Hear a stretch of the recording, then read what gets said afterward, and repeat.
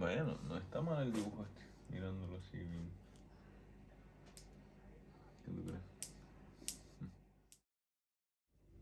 Hola, mi nombre es Frías, bienvenidos a mi canal sobre arte y cultura. Hoy me gustaría compartir eh, un dibujo que hice hace unas semanas atrás y hablar un poquito sobre él, ¿no? Este es el dibujo. Me gustaría hablar o concentrarme un poco más en los aspectos técnicos del dibujo y no en la idea o en el sentido o en el significado del dibujo, ¿no? Sino simplemente en los recursos técnicos que utilicé en el dibujo. Una de las primeras cosas que creo yo que llama la atención en el dibujo es la sencillez en la composición. Como ven, no es una composición nada compleja, es muy sencilla, es casi está dividida en dos planos, casi de una línea por medio, donde separa el rostro de la espiral. Y bueno, está el plano de abajo, que si quitamos un poco el rostro y solo nos concentramos en esta zona, puede ser la parte de abajo de un paisaje, ¿no? Digamos que la espiral viene siendo el cielo, el sol, la luz, no sé, cosas así. Entonces este es el paisaje, pero en fin. Lo que quiero decir es que la composición es bastante sencilla, pero como la composición es bastante sencilla, entonces yo trato de darle al dibujo dinámica utilizando otros recursos. Por ejemplo, el mismo claro oscuro, usando diferentes tipos de líneas y transparencias también. Aquí, por ejemplo, vemos varias líneas que se entrecruzan y planos que se pueden ver unos a través de otros, es decir, transparencias, ¿no? Sí, hay algunas transparencias bastante evidentes en el dibujo, bastante visibles, como esta zona de aquí, pero hay otras transparencias que creo que son un poco más sugeridas y no tan evidentes, que por ejemplo esta misma línea de aquí eh, continúa hacia la frente, ¿no? Pero la línea no se ve en transparencia porque hay un plano por encima de ese plano, es decir, planos superpuestos.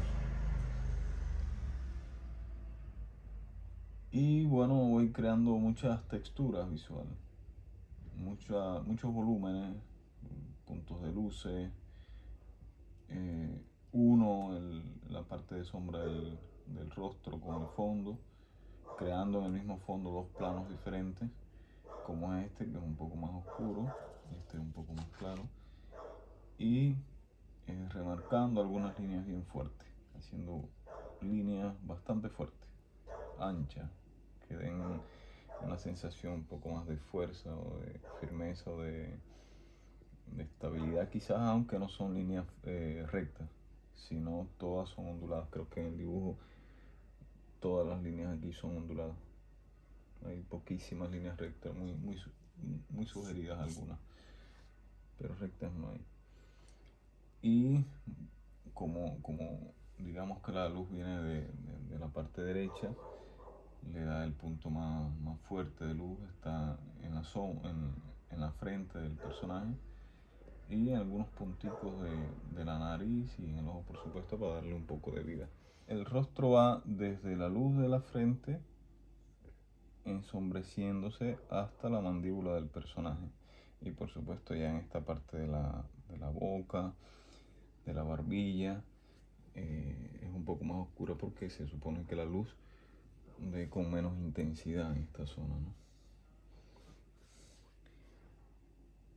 También para enriquecer el dibujo, ya que les dije que tenía una composición bastante sencilla, eh, relleno algunos espacios, algunas áreas de líneas bien marcadas, muy entrecruzadas, pero que se vean bien, muy evidentes, ¿no? Buscando siempre riqueza en la textura, en cuanto a textura. A mí me gusta mucho la pintura de iconos ortodoxa rusa. Me gustan varios de sus recursos técnicos que usaban algunos pintores allí. Este es una obra de Andrei Rublev, que es el pintor más importante de iconos rusos. Hay una película bastante importante muy famosa y buenísima, por cierto, que se la recomiendo muchísimo a cualquier persona, que es de Andrei Tarkovsky, sobre Andrei Rublev. No es una película netamente biográfica como puede ser cualquier otra película sobre pintor o artista alguno, pero sí habla sobre el tiempo en que vivió Rublev y en las condiciones de trabajo en las que él, bueno, se desarrolló y demás. Es una película muy, muy interesante y que, bueno, ya les digo, se los recomiendo muchísimo. Bueno, hablando de los recursos técnicos de este tipo de pintura,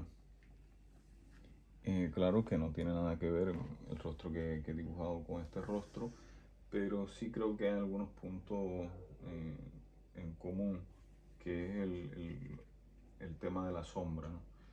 Como yo busco en muchas ocasiones como una visualidad muy parecida a algunas pinturas de iconos. Esta, por ejemplo, vemos que las sombras son muy densas, claro que esto también lo hace el tiempo, ¿no? Pero igual es lo que tenemos hoy en día. Las sombras son muy densas y a veces parece que los puntos de luz, el rostro, digamos, emerge de esa sombra como una especie de fantasma o algo misterioso, dándole al rostro un aspecto bastante enigmático, quizás, ¿no? Como mágico, como místico, quizás, un tanto misterioso. Entonces eso trato de buscarlo yo también en mis dibujos. En este quizás no se ve tan evidente como en otros que he hecho. Por eso les digo que bueno, visiten mi página de Instagram o de Instagram y ahí van a ver otro tipo de trabajo mío. Que quizás esta cualidad se va a ver mucho mejor. En cuanto a esta área, que es un área bastante extensa del dibujo, plana, pues no lo quería dejar así de plano para que no fuera aburrido, quería hacerle algo que él quisiera que el ojo disfrutara también. Entonces decidí hacerle muchas gotas de lluvia, por ejemplo, puede ser, pero no todas iguales, hay algunas un poco más oscuras, otras con un poquito de transparencia, otras que son sombritas muy, muy leves para que se vea eh, la perspectiva, digamos, ¿no? Que se vea que es más o menos una lluvia. Y además le relleno de líneas en diferentes direcciones. Hago en esta parte de abajo otras líneas como que parezcan una especie de lago o algo así, pero muy sugerido, muy generalizado. No hay detalles aquí de ningún tipo. Y claro, esta parte de aquí lo oscurezco aún más, dándole o buscando que el dibujo pese de este lado en cuanto a tonos, ¿no? Para que no se me caiga demasiado de esta parte hacia la izquierda, porque esta zona sí es amplia, pero la espiral da una sensación un poco más eh, de algo etéreo quizás, o más liviano, como que está flotando y no me le crea tanto peso en la parte derecha del dibujo. Por eso necesité hacer de este extremo derecho un poco más oscuro. Y la espiral, bueno, es una estructura sencilla también, y por eso pensé que no quería dejarlo tan sencillo. Y me puse a trabajarlo, a hacerle vueltas, líneas, transparencias también, hacer una estructura que diera la sensación de que se movía internamente. Claro que ya la misma idea de espiral da la sensación de movimiento, pero quería que la misma espiral, la estructura interna de ella, se moviera. Y cuando la terminé, no me pareció totalmente, no me pareció suficiente el resultado y busqué hacerle otra espiral en algunas zonas bastante sugeridas, pero una sombra leve, leve, para que se viera que está detrás de esa primera espiral, ¿no? Y le diera un poco más de dinamismo al dibujo.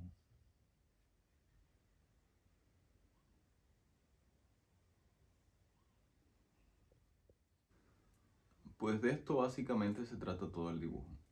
De, de hacer del dibujo un dibujo lo más dibujo posible, aunque esto parezca una bobería, pero es que es así, ¿no? El dibujo ante todo es un dibujo, igual que un cuadro ante todo es un cuadro, es un hecho plástico, ¿no?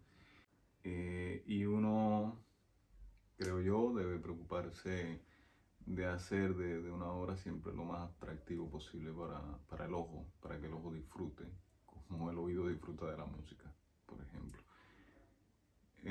Que goce buscando textura, descubriendo líneas, descubriendo planos, sombras y todo, ¿no? Todos los recursos técnicos que tenga un artista a mano, pues que los utilice si cree necesario en un dibujo, para hacer lo que, bueno, ya dije, un dibujo lo más atractivo posible. Otra vez les recomiendo la película de Andrei Tarkovsky, la de Andrei Rublev. Es una película muy buena, se la recomiendo sinceramente y ojalá también que este video ayude un poco a crear por lo menos la curiosidad por la obra de Andrei Rublev, que es bastante interesante, igual que la de pintura de iconos rusos. Aunque de paso les podría decir también que busque un poco sobre pintura rusa, porque me he dado cuenta que hay muchísimas personas, muchísimos artistas que no conocen el arte ruso, que es muy grande, es amplio, de una calidad extraordinaria. Tiene unos pintores extraordinarios que valen la pena conocer. Aquí en España he conversado con alguna que otra persona. He visto algunos videos sobre youtubers españoles, sobre pintores españoles que también hablan de lo mismo, que no conocen el arte ruso, o cuando ven un cuadro de un pintor ruso eh, se sorprenden bastante de que no conocen nada del arte ruso. También pasaba en Finlandia, aunque por cercanía cultural e histórica ellos deberían conocer un poquito más, pero no, tampoco allí se conoce mucho el arte ruso. Digamos que Elias Repin, porque vivió mucho tiempo allí y fue amigo de su pintor más conocido allá en Finlandia. Eh, pero es muy interesante, es muy interesante. Este video, por supuesto, estoy hablando del arte ruso, no estoy hablando sobre política rusa, ni quiero tocar ningún tema, eh, al menos por el momento, sobre eso, ¿no? Estoy hablando solo de cultura, solo de pintura. Me gustaría que eso quedara claro. Gracias por su tiempo, gracias por ver el video.